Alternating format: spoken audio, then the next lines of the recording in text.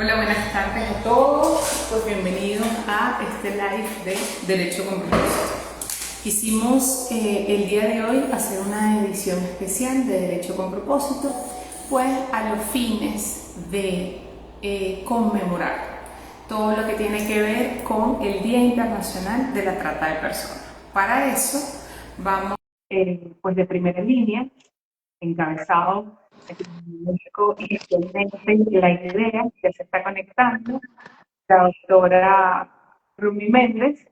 También estamos pues invitando a la doctora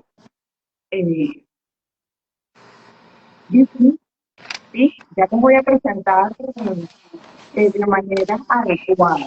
Solo que estoy publicando las invitaciones, invitándolos a todos para que estemos, pues, contesten en esto. Profe Vicky, si me escuchas, no logro invitarte. Y también nos va a acompañar, pues, uno de los más fieles, que como le dije ayer, que nunca defrauda, es el doctor Sergio Correia, a quien incorporamos en el flyer y ni siquiera él sabía que iba a estar con nosotros. Sin embargo, pues gracias a Dios nos dijo que sí y ya seguro se va a incorporar. Voy saludando, bueno, primeramente a Romy, bienvenida, ya te voy a dar la palabra, Romy, amiga, compañera de estudio, de labores, mi respeto y admiración. A Aranza, Ari, gracias por estar con nosotros, a Delia Castro y a todas las personas que se han venido uniendo a este live. Como les comentaba, pues estamos en una sesión de derecho comparado.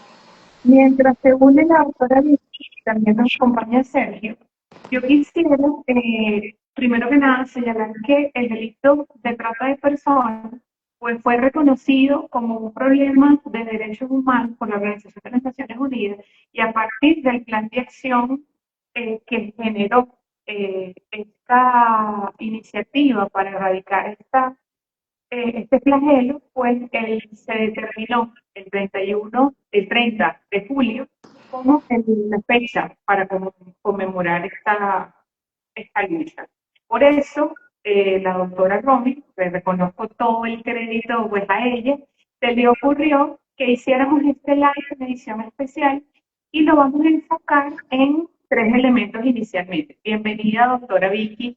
También ya les voy a presentar a las dos de la manera como corresponde a la entidad e importancia de su presencia en este live. La doctora Romy nos va a estar comentando cuáles son justamente los elementos que se vinculan a la trata de personas, más en situaciones de contingencia como las que estamos viviendo en la actualidad.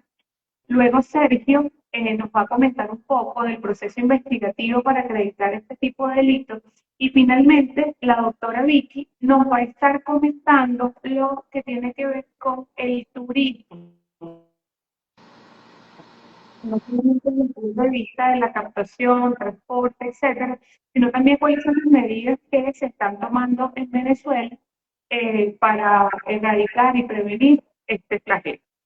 Les comento brevemente, bueno, la doctora Rumi Méndez es egresada, es abogada, egresada de la Universidad Central de Venezuela, es jueza titular penal y laboral, jubilada, asesora parlamentaria, docente de posgrado, penalista, criminalística, con estudios criminales en materia de estimación de capital y además es especialista aeronáutica.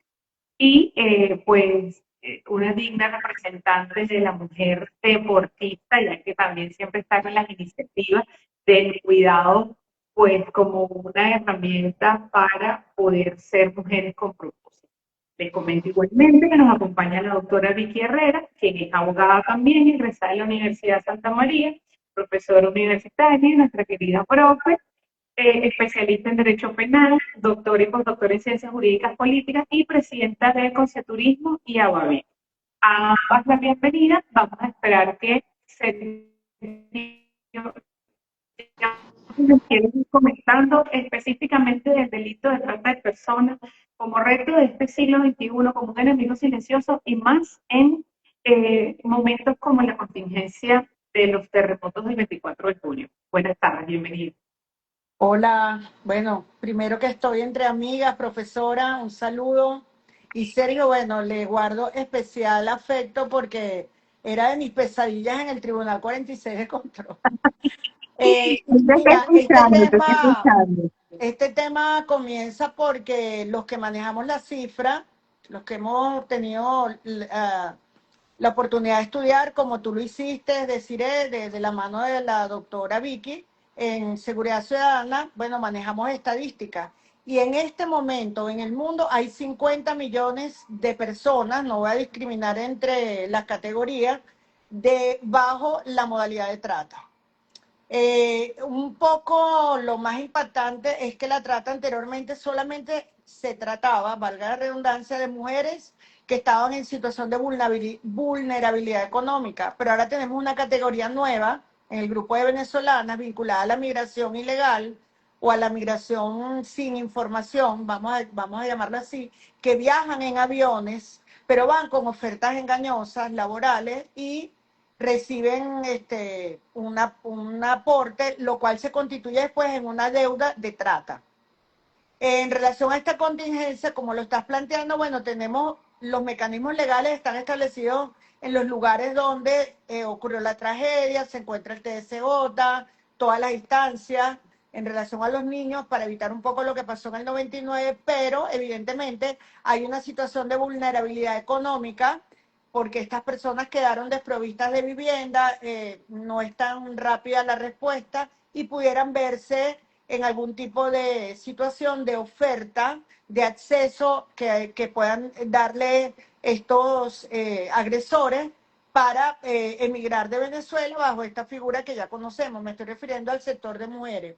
Hay otro sector de mujeres que me preocupa muchísimo, que es el laboral, que es lo que llaman las maquilerías. Lo tenemos más que todo en Perú y en México, es la explotación laboral.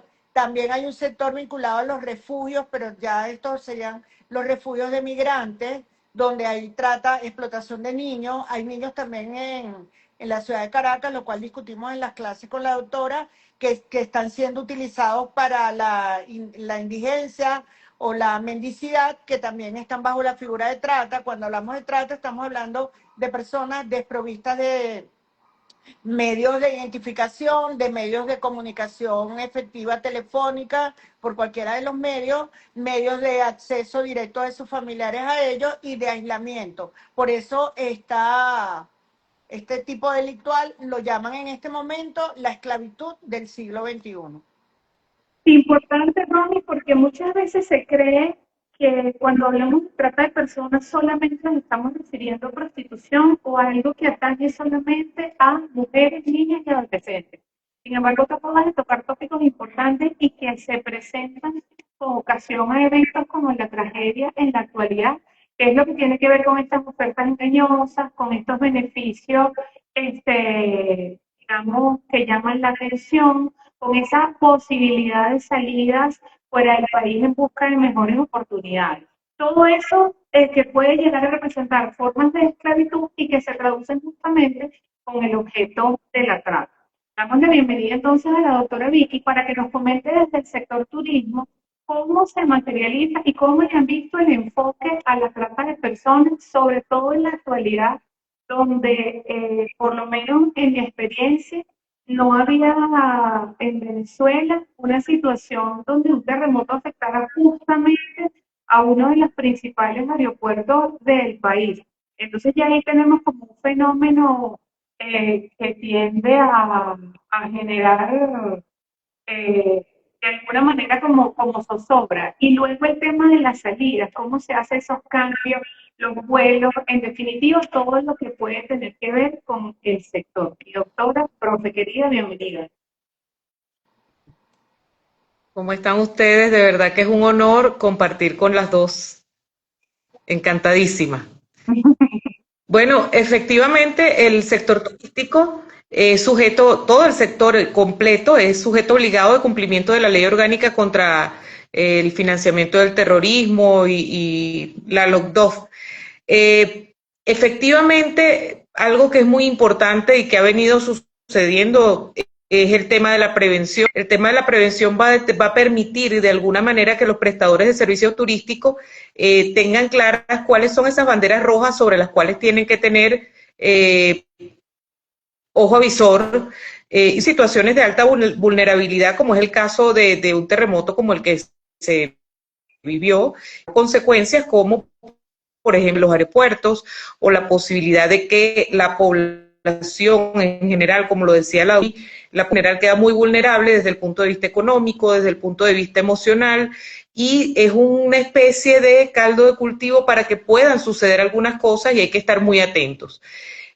Tanto desde el sector hotelero como desde el sector agencias de viajes, como desde el mismo aeropuerto. Hay que estar sumamente atentos, sobre todo con la población más delicada, más vulnerable, como lo son las mujeres, los niños, y bueno, estar sumamente atentos a cualquier situación que pueda evidenciarse como sospechosa o como una posibilidad de que esté sucediendo algo que nuestro conocimiento y nuestro instinto nos permita indicar que hay una posibilidad de que esté sucediendo alguna situación que no es la apropiada.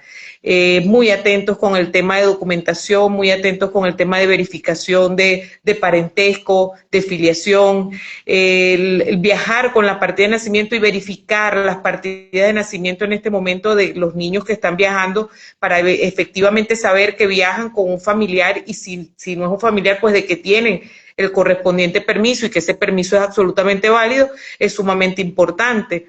También desde el tema del sector hotelero, pues estar muy atentos a todo lo que tiene que ver con las personas que se hospedan allí, la verificación de la identidad, la verificación de documentación y el estar muy atento con todo lo que tiene que ver con actitudes que el mismo sistema de prevención se supone que te adiestra y te da las herramientas para tú poder percibir algo que no está acorde con lo que debe ser y con lo normal, ¿no? Entonces, frente a todo esto, pues yo creo que la prevención juega un papel importantísimo, la preparación del sector juega un papel importantísimo, el estar muy atentos al conocer exactamente todos estos detalles, porque muchas veces, sobre todo desde el sector turístico, cuesta mucho entenderlo y cuesta mucho verlo. Hay gente que dice, bueno, si yo tengo una agencia de viajes, ¿cómo crees tú que yo puedo, de alguna manera, cómo se te pasa por la cabeza que yo pudiera estar contribuyendo de alguna manera a un tema tan fuerte como es la trata de personas? Sí, puede suceder que alguien vaya a comprar unos boletos o puede suceder que alguien vaya a viajar o que alguien se vaya a hospedar con niños o con un grupo de mujeres que están en ese momento, pues, siendo víctimas de trata de personas, y la única manera de prevenirlo, la única manera de contribuir es la preparación. Entonces, tiene que haber mucha prevención, tiene que haber mucha preparación, tiene que haber mucha formación para poder evitar que este tipo de situaciones sucedan y sobre todo para detectar a tiempo y de la manera adecuada cuando algo de esto esté sucediendo y saber cuáles son los pasos que debo seguir para ayudar, para evitar, para de alguna manera parar la actividad allí y poder hacer el trabajo. Profe, y fíjate que tú comentaste algo bien importante, y es que muchas veces no se entiende, digamos, cómo puede el sector ser de alguna manera caldo de cultivo para que se dé este tipo de delitos. Entonces, me gustaría, bueno, Sergio Correia Fernández, quien es abogado criminalística, egresado de la Universidad Central de Venezuela, especialista en dogmática penal y socio fundador de Abogados Oye Correia. Gracias por invitarnos. Decía Sergio al comienzo que tú eres, bueno, te lo decía ayer también, que tú eres de los que no fallan. O sea, yo me lanzo un flyer, coloco Sergio y Sergio dice, bueno, presente. Y eso pues lo agradezco. Todos talentosísimos y nuevamente este grupo, me siento honrada de acompañar. Sergio, como ex fiscal, pero también ahora como abogado en ejercicio, ¿cuáles pudieran ser estos elementos que, fíjate que comentaba la doctora Vicky, que no necesariamente son advertidos en un primer momento, pero que sí están asociados al tema de la trata? ¿Qué es lo que debe buscarse desde el punto de vista de la investigación, tanto el fiscal del Ministerio Público como el momento de que uno diga, mira, es que allí no hay trata, no se dan esos supuestos? Bienvenido. Bueno, saludos. Para mí es un honor estar con bellas mujeres y mujeres preparadas, capacitadas, concientizadas y sensibilizadas. Este, bueno, yo siempre, para No mí tiene todos los película lives, feo, como dijiste. es correcto, todos donde está Desiree siempre en su dinámica, siempre he estado yo desde el primer momento y para mí siempre es un honor y un orgullo acompañarla en esto, ¿no? Fíjense que, bueno, yo considero que lo importante es, siendo que las víctimas son fuente directa de prueba, que el funcionario que la va a abordar debe estar, bueno, debidamente capacitado y concientizado para, primero, en ese triaje, poder entender la situación y si una mujer siempre está en vulnerabilidad. En razón, recuerden de que la mujer puede ser víctima de engaño, con el tema de, bueno, lamentablemente del turismo sexual, o en esta situación de catástrofe puede ser en una situación bueno, de ardid, de estratagema hacia ella, es decir, de un engaño, de un supuesto fáctico que no existe, ¿no? Entonces lo importante sería de que esa persona que la vaya a abordar obtenga, entonces no necesariamente tendría que ser un funcionario policial, sino que a esa víctima, que puede ser un niño, una mujer, eh, sea abordada por el personal concientizado, porque hay primeros elementos para tratar de prevenir, bueno, estos hechos. Y entonces ella, como les dije, es fuente directa de prueba y tiene que ser primero un abordaje antes de una recepción de la denuncia o en una entrevista para que ella aporte los elementos y verificar si se está primeramente ante la comisión de un delito que está sucediendo en ese momento o sencillamente no. Entonces, eh, ese funcionario que tiene que prepararse a través de un equipo multidisciplinario, primero abordar para tener elementos, ¿no? Elementos y bueno, en diversos sitios, puede ser en una frontera, en un aeropuerto, inclusive en el momento de trasladar a un niño, bueno, esos funcionarios tienen que, ese padre, representante o quien sea que lo traslade, tiene que estar capacitado para solicitarle por lo menos la primera información para, bueno, prevenir y erradicar estos tipos penales que, como todos sabemos, pueden ser transnacionales o no, pueden ocurrir dentro del territorio, pero normalmente es el traslado de estas personas vulnerables a otros. Posteriormente, vamos a partir de que el funcionario que percibe que existe o se está desarrollando, o se desarrolló uno de estos tipos penales que sabemos que, bueno, está tanto en la ley orgánica contra la delincuencia organizada como en la ley orgánica del derecho a las mujeres a una vida libre de violencia, debe tomar elementos inmediatamente y si se encuentra, por ejemplo, una de las víctimas, bueno, debe hacerle las primeras diligencias que son urgentes y necesarias. Y esto es importante porque estas diligencias urgentes y necesarias, si no se realizan, bueno, las pierdes en el tiempo. Bueno, en principio, la evaluación, si es un niño, un ano rectal, una evaluación psicológica, una evaluación también psicosocial, a ver dónde estaba él, cuál es el entorno. Bueno, si él mismo refiere, el niño, o alguna persona que aporte información, que hay otros allí, bueno, el fiscal solicitar el allanamiento para, digamos, preservar estas diligencias urgentes y necesarias, y que puede ser que la investigación de que no existe bueno, un tipo penal de esta naturaleza, sino, bueno, existe un trato cruel porque el niño tiene algunas lesiones, por eso es que también las evaluaciones médicas anorrectal y el reconocimiento médico legal, es decir, el diagnóstico, es fundamental y ese mismo día por lo menos un triaje psicológico para ver si hay vulnerabilidad, si hay un estrés postraumático. Gracias, Agui. Fíjate que yo quería, no sé, Romy, ¿qué opinión te merece el hecho No, de que yo ciertamente se llama en la actualidad el testigo silencioso del siglo XXI? Pero por lo general se asocia también a mujeres, niñas y adolescentes. Pero en casos de catástrofes naturales, por ejemplo, o situaciones, digamos, de vulnerabilidad, pues pueden ser también los hombres o los jóvenes los sujetos a este tipo de delitos.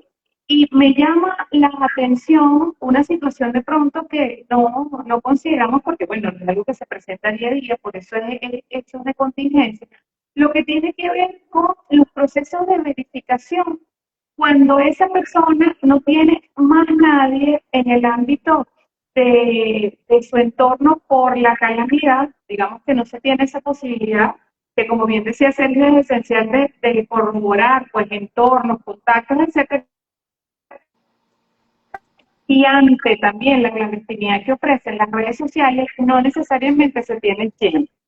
¿Qué se puede hacer? ¿Cómo se ha manejado desde el punto de vista internacional esta situación, Ron?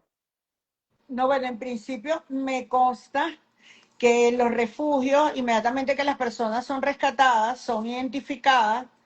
Recuerda que nosotros tenemos un sistema biométrico bastante avanzado que está conectado con Saren, Saime, Patria, toda la red bancaria de Sudeban, las líneas de telefonía que tienen que ver con Conatel. Entonces, ya en este momento, pues hago siempre la comparación con lo que pasó en el 2000, en 1999, que aparentemente hubo pérdida de niños. En este momento te puedo garantizar que el sistema judicial está desplegado en esos lugares. Está la Defensoría Pública, la Defensoría del Pueblo, el TSJ, los consejos de protección están allí. O sea que no creo que exista la posibilidad de que salgan. En relación a los aeropuertos, el sistema está intacto. O sea, solamente no está funcionando el aeropuerto de Maiquetía, pero en los aeropuertos que están habilitados, como es el de Barcelona y el aeropuerto de Valencia, los sistemas de seguridad, o lo que uno llama la seguridad operacional aeroportuaria, está intacta. Tú hiciste mención a que yo soy especialista aeronáutica, efectivamente soy especialista aeronáutica, docente aeronáutica, y no han variado las condiciones de viaje de estas personas. O sea, ninguna persona que sea venezolana puede salir por un aeropuerto que no tenga un pasaporte vigente, salvo que haya ocurrido una calamidad, que eso ya es un procedimiento especial. Yo fui inclusive una vez víctima de un robo en Argentina, donde yo estaba estudiando, y yo fui al consulado y me emitieron una especie de salvoconducto especial para salir de ese país. Pero las condiciones de identificación y de seguridad para niños, niñas, adolescentes y mujeres están intactas. Hiciste otra reflexión importante. Las personas asocian la trata a mujeres.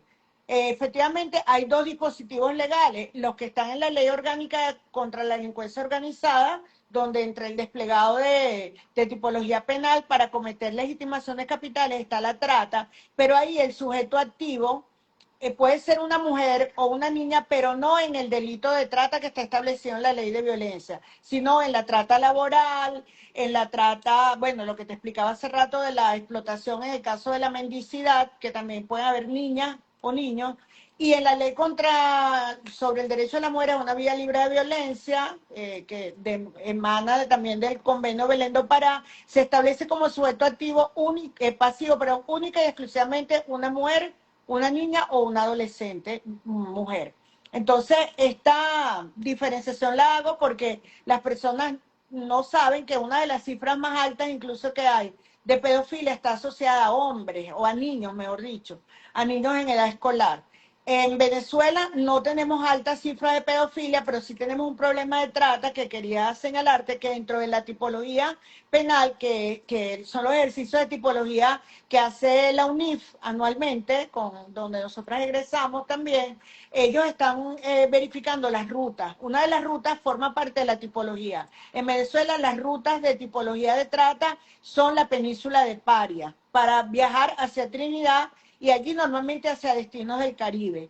también, bueno, la zona fronteriza como la de Táchira, a través de lo que llaman las trochas, y la zona del Arauca. Son zonas donde está efectivamente detectado que existe una migración ilegal o un tráfico ilegal de mujeres venezolanas bajo la figura de trata. O sea, han salido de Venezuela, han muerto incluso en aguas internacionales tratando de llegar a Trinidad porque viajan en condiciones inseguras. Por supuesto, esa es la trata que ocurre cuando te montas en una embarcación que no está identificada, que no ha pasado por los controles de la Marina venezolana y XX. Y la otra, que es la aeronáutica, ahí efectivamente la persona puede viajar identificada, porque efectivamente para poder tomar el avión tienes que estar identificada. Hay un caso interesante en La Guaira que lo pueden buscar, que lo decidió el Tribunal Supremo de Justicia. La ponente fue la doctora Francia Coelho, que era una trata con una persona de origen asiático. Él iba solo y llevaba muchas mujeres. Y efectivamente, como señaló Sergio y la doctora Herrera, no había ningún vínculo. Entonces, bueno, podía decir, bueno, era un agente de modelo, no era un agente de modelo. Ah, no, es que él representaba una empresa internacional. No, justamente al ver esa extraña actividad, los funcionarios de Interpol del aeropuerto de Maiquetía los detectaron, lo apartaron de las damas e hicieron el interrogatorio, y es uno de los casos de trata que tenemos. Yo tuve como jueza superior de violencia un conflicto de competencia entre Margarita y Caracas de unas estudiantes de una universidad venezolana que salieron de Caracas y fueron esclavizadas en la isla de Margarita. Pero ahí el conflicto era que cuál era la jurisdicción competente. La jurisdicción competente era Caracas o era el área metropolitana, porque ese es un delito continuado. Y es un delito que comenzó en Caracas, continuó hasta la isla de Margarita, pero se toma como jurisdicción referente la jurisdicción donde residían y donde fueron captadas, que en este caso fue esa universidad, las jóvenes estudiantes. Ronnie, bueno, como ustedes saben, me sucede todo el tiempo se me va y me quedan entonces un montón de cosas que luego quiero tratar. De ahí quiero rescatar y seguramente vamos a hablar después, aprovechando la especialización dogmática de Sergio, justamente esa naturaleza entre delito continuado y delito permanente en el caso de Traba. Pero quisiera puntualizar con la doctora Vicky en este momento cuál es esa debida diligencia que se del sector turismo, sobre todo en estos casos donde a lo mejor las personas, sobre me estoy refiriendo específicamente al tema de La Guaira, perdieron a lo mejor su pasaporte, perdieron su documentación, hay muchas personas que quedaron sus familiares, sobre todo casos de menor de edad o adultos mayores, y vienen del exterior a buscarlos porque, bueno, ya no pueden estar acá porque perdieron sus casas, etcétera, etcétera. ¿Cómo se está manejando desde el sector turismo esa asistencia a esas personas que quizás tienen problemas en la documentación? Y también me gustaría saber si se han tomado algunas previsiones en cuanto a alguna especie de ayuda o colaboración en este tipo de casos para evitar que de alguna manera sea proclive estas ayudas. Bueno, sin vínculo, no te preocupes, vete conmigo o vete con este grupo, que yo te llevo hasta determinado destino y que puede de alguna manera disfrazar el delito de trata. Bueno, perfectamente lo explicaba Romy, la doctora Romy, como siempre. No hay ningún cambio en cuanto a los temas de identificación de las personas para viajar. O sea, si vas a viajar en avión, por ejemplo, independientemente de la situación que se está viviendo, es necesario tener un pasaporte, contar con un pasaporte vigente, es absolutamente necesario. Adicionalmente, hay que decirlo, se han habilitado rápidamente todo lo que tiene que ver con las instituciones encargadas de identificación, el SAIME. Si bien es cierto, la oficina de La Guaira no estuvo entre las primeras, obviamente, en activarse, ya hasta la oficina de La Guaira del SAIME está funcionando. Es decir, hay la posibilidad de identificarse. Hubo operativos en los refugios y en las zonas afectadas gravemente para lograr la identificación de las personas. De manera pues que no hay una razón lógica para pensar que alguien en este momento tendría que permitírsele viaje que tenga los documentos necesarios para hacerlo, ¿no? Entonces, por supuesto que hay temas de debida diligencia aplicables al sector, como les decía, porque somos sujetos obligados de cumplimiento. Sin embargo, el sector turístico ha ido bastante lento en este sentido. Están en cumplimiento, yo diría que prácticamente quienes están agremiados, los prestadores de servicios que están agremiados, quienes no están agremiados, sin embargo, pues sabemos que, nuevamente, en cuanto a temas de hospedaje, por ejemplo, está el SAIME muy activo, dando sobre todo y pues de alguna manera tanto los hoteleros como todo lo que tiene que ver con estos puntos muy álgidos, aeropuertos, hoteles, están permanentemente siendo verificados. Hay siempre puntualmente la necesidad de que cuando no existe algún perfil, alguna razón para pensar que se está frente a una situación delicada o alguna situación sospechosa, existe siempre la necesidad de realizar todos los requerimientos necesarios para la verificación correcta de la identidad o en todo caso de la situación que se esté presentando de acuerdo a lo que se tenga en el momento, ¿no? Gracias, mi doctor. Sergio, desde el punto de vista privado, ya para ir cerrando, ¿cuáles tendrían que ser las recomendaciones que le diéramos a las personas, digamos, en dos perspectivas? Una, desde el punto de vista personal, ¿sí? ¿Cómo podemos nosotros ser elementos de prevención de la trata de personas, el ciudadano negativo? Y en segundo lugar, desde el punto de vista corporativo, atendiendo a lo que es este compliance moderno, que ya no solamente refiere el hecho de que una empresa, mira, pues decir, mira, yo, como dice la doctora Vicky, no, bueno, es que yo como prestador no lo hago. ¿Cuál sería, qué es lo que ahí que debe considerar una empresa?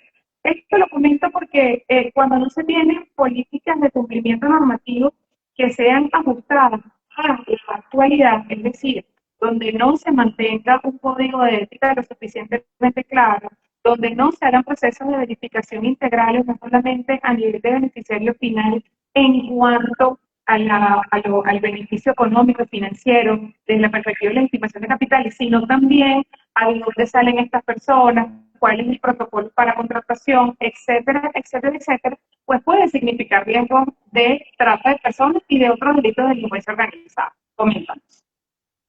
Miren, bueno, en primer lugar, como efectivamente lo dijo la doctora Romy, ahí les coloqué la decisión, que ese es el caso de Jung Wanfeng y Oriana Brito.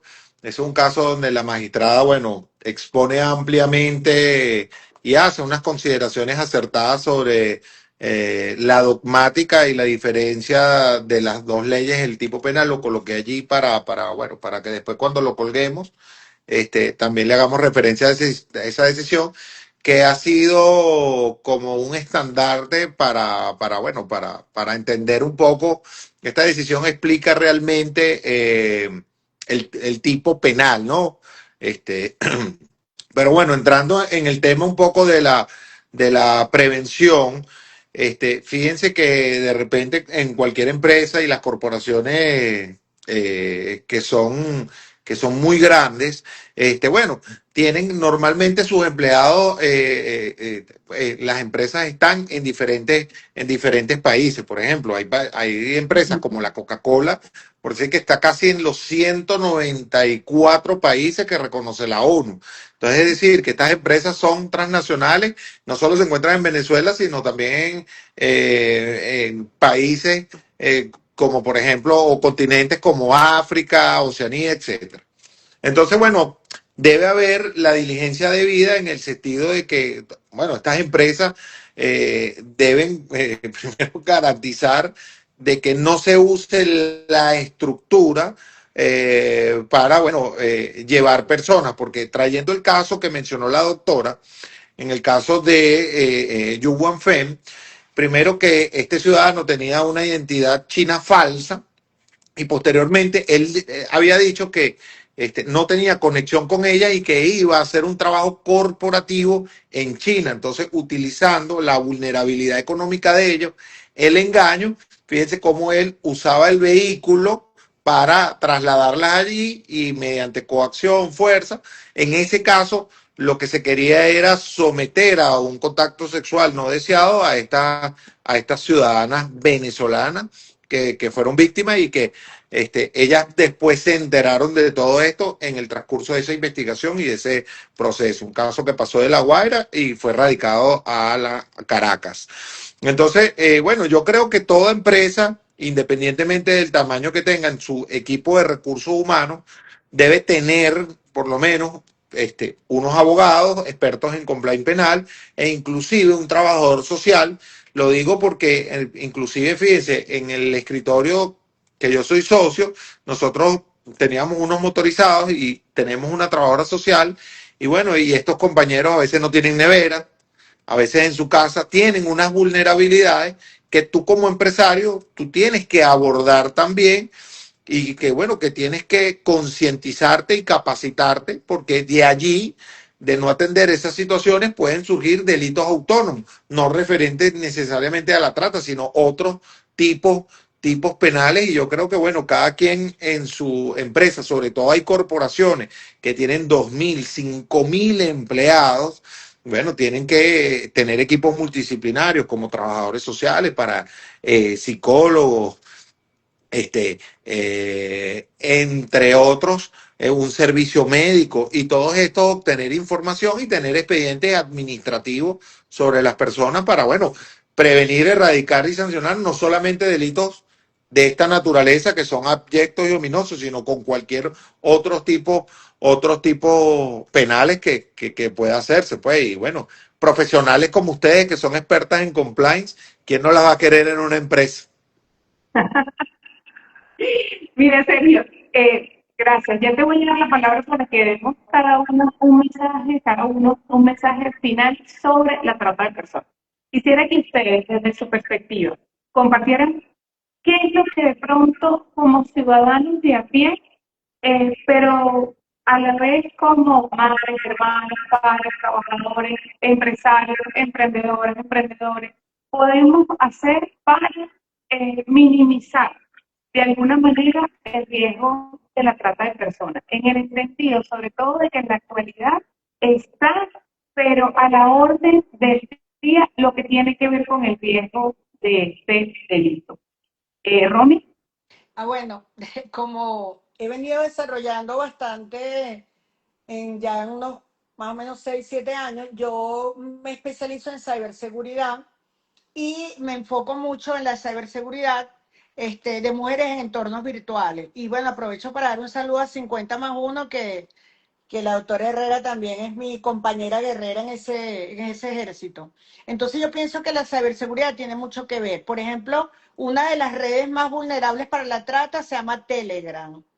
Lo otro que hay que revisar, bueno, siempre revisar los perfiles de la persona que te está haciendo la oferta, eso es una revisión que la puede hacer cualquiera, ir tratando de mezclar la información entre las distintas redes, por ejemplo, si el perfil es de Telegram, meterte con el mismo nombre para ver si tiene alguna red en Instagram o en otra de las redes, utilizar la IA para ver si esa persona tiene algún perfil. Entonces, si te están haciendo una oferta laboral extraordinaria, y no corresponde a una empresa, como señalaba Sergio, pues de una magnitud extraordinaria, obviamente estamos en presencia de un fraude laboral que pudiera esconder un delito de trata o de tráfico también, porque tenemos también el tema del tráfico.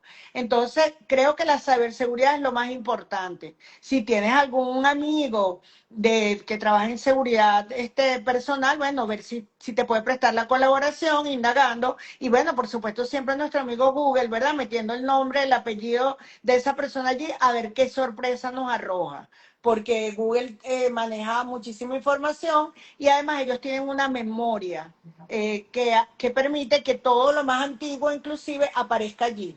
Ver si, bueno, esto ya es un poco más profundo, pero yo por lo menos lo puedo hacer, estoy a su orden, meternos en la dark web y ver qué cochinada pudiera haber allí en relación a esa persona. Entonces creo que el tema es prevención. Si se trata de mujeres adultas, por ejemplo, ahorita hay trata con los amores en línea. Búsquense amores reales, no en amores. Nadie que esté buscando un amor en línea creo que puede ser verdadero. El mejor amor es que vayan a un buen sitio. Sergio, me debes unas comidas porque bastante que me echaste broma. Entonces nos Sergio, sentamos ahí tienes bien ese Las bonito. invito a Moca, las Él nos invito a invita a Moca. Moca. Mi último cumpleaños lo encontré por allá. Recuerden que yo estoy en esta torre y bueno, lo que tienen que Bueno, se venir para ponen acá. bien bonitas y tratan de conseguir conocer a una persona real. Entonces, lo más importante para mí, mi mensaje es la ciberseguridad. Y gracias por tu invitación. Gracias, Romy. Bueno, felicitaciones, Sergio. Gracias, Ya Romy. no puedo continuar. Sergio, ¿Oíste? Nada de relaciones en línea. Doctora Alicia, cuéntanos por favor, doctora su mensaje. su mensaje personal. Coincido en que el tema de la prevención es sumamente importante, también que tiene que ver con la conciencia y con las informativas. Tiene que haber mucha información para que la gente tenga muy claro qué está bien y qué no está bien y qué podría ser una señal de alarma, de alerta, una bandera roja. Entenderlo como lo explicaba Romy, bueno, ¿qué pasa si quien me está buscando, me está ofreciendo ese empleo o quien me está ofreciendo ese viaje maravilloso o quien me está ofreciendo esto que parece increíble? Buscar información, tener la mayor información. Yo creo que en la medida en que estemos conscientes, informados, podemos prevenir mucho mejor. Gracias también, Desiree. Gracias por acompañarme y gracias por asistir aún cuando fue tan corta la invitación. Sergio, te voy a dar chance para cerrar porque eres el caballero en medio de todo este reinado de mujeres. Bueno, de verdad que bueno, para mí es un honor compartir con todos ustedes, excelentes profesionales. Les debo una invitación a todas en Moca.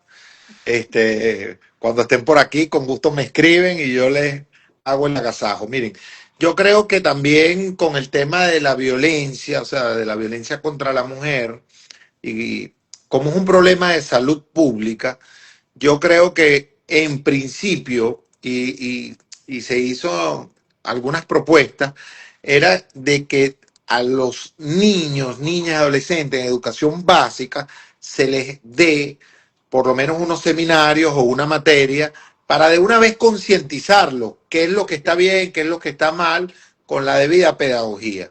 Y por último, desde el punto de vista de prevención, como lo dijeron también las doctoras, hay unos puntos específicos de salida para las mujeres víctimas de trata y de niños. Entonces hay que crear una policía especializada, capacitada, para evadir que salgan por allí, porque normalmente, bueno, sale mediante coacción, por ejemplo, casos que yo tuve en Trinidad y Tobago, como lamentablemente sacaban a las mujeres y las torturaban allá, pero iban mediante engaño con la promesa de un trabajo muy lucrativo.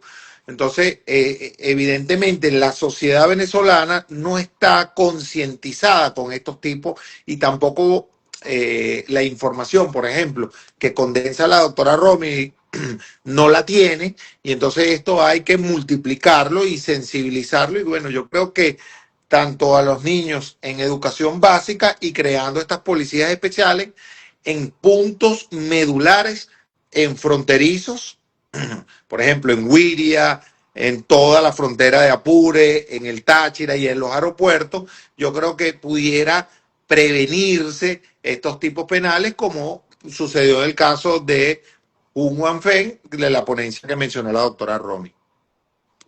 Bueno, muchísimas gracias a todos. Un honor, como siempre, poder escucharles, compartir y disertar. Creo que es esencial, recogiendo todo lo que han señalado, digamos, de manera consona, el tema de la formación como elemento indispensable para la formación. Si nosotros no comprendemos, en primer lugar, de qué va la trata, por decirlo coloquialmente, difícilmente vamos a poder prevenirla y mucho menos pues erradicarla. El conocer todos estos nuevos procesos, el estar en esa constante actualización, pero sobre todo también el sensibilizarnos con una realidad latente que afecta a todos con indiferencia del sexo o la edad, porque las formas de explotación son múltiples, incluso forma parte de la trata de personas, lo que tiene que ver con el tráfico de órganos, que uno nos dio oportunidad de mencionarlo, pues es importante que nosotros los manejemos para que los podamos prevenir de mejor manera. Siempre este espacio, ustedes lo saben, de Derecho con Propósito para ustedes. Están todos y todas cordialmente invitados a esta nueva, digamos, etapa que estamos abriendo dada la idea de Romy. Vamos a tratar de hacer un live semanal porque creemos, estamos convencidos que solamente a través de la formación vamos a poder generar mecanismos de formación que sean eficaces. Y de verdad que me siento sumamente agradecida de haber comenzado con profesionales de tan primera línea, tan admirados y queridos por mí como son ustedes. Se les quiere inmenso, va a quedar colgado en Instagram pues el video y por supuesto que los vamos a etiquetar a otros, compartan, escriban, comenten. Como siempre lo digo en todos nuestros apartes, recuerden que lo importante es trascender y no permanecer, y que es mejor para ustedes gente que trasciende día a día. Se les quiere. Chau, chau.